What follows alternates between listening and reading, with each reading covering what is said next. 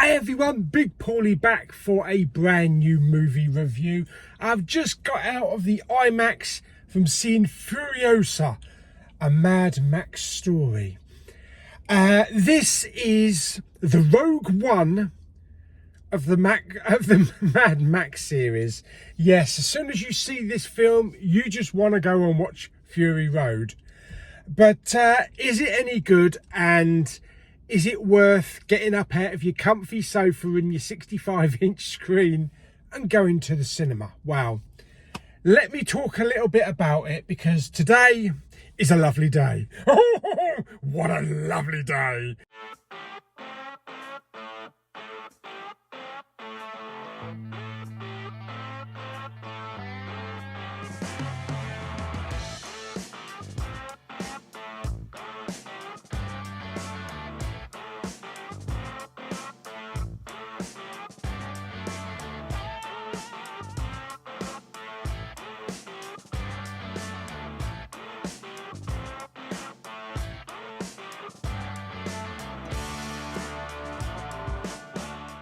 Okay, so this film is a prequel to Fury Road.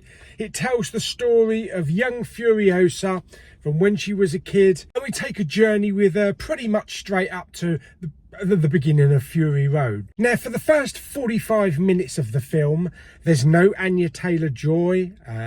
She's played by a different actress, because she's playing her through like the kid era. I call it the kid era. She plays it really well, very convincing.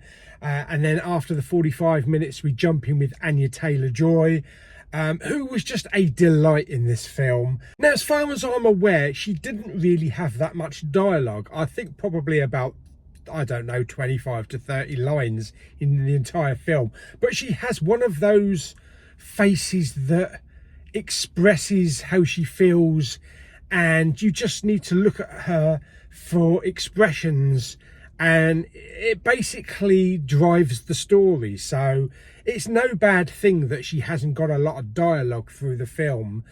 She's just very expressive with her face. So in every big action blockbuster, you've got to have a villain, and it don't get any bigger than Thor himself. That's right, Chris Hemsworth, Australian, camping it up big time, ditching the American accent and just going full Aussie. And I've got to say, he was loving it. Absolutely. You can see that he was loving this character, and you can see that he was putting everything he could into that character to make it glorious and out there and unusual. It looks incredible on the big screen, especially on an IMAX. If you do get to see it in an IMAX, if you've got one, then do it. You've got to do it. The visuals and the audio were just out of this world. Obviously not everybody has an IMAX, so try for the biggest screen possible. It is a film that really you must see on the big screen to get the appreciation of the cinematography and everything like that, because it is immense. It is massive. These wastelands and the glorious colours. There's so much action through the film.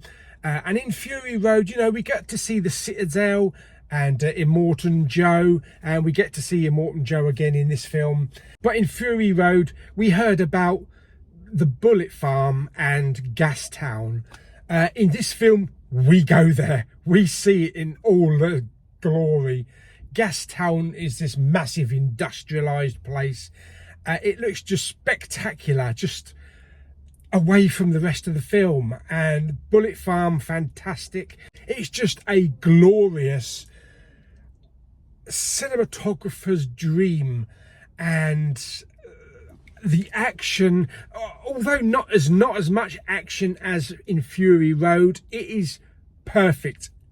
The action set pieces with the war rigs, and it's just, I can't say anything bad about the film. I loved every single minute. A lot of people were saying it's not as good as Fury Road, and I don't know. For me, I think this is probably on an even par with it. You know, it may not have as much action as opposed to Fury Road, but when you throw in all the characters, you throw in Immortan Joe, you throw in Chris Hemsworth Dementus, which is a perfect name for him, and you just have all these locations and action set pieces, I think it's on a par, or I might actually just prefer it over Fury Road. Is there a little surprise in the film as well, from which I read online? Well, you have to go and watch the film to find out. The film is grand, it looks fantastic, it sounds fantastic, and the characters are brilliant. This is what, film 5 in the franchise? It shouldn't be this good.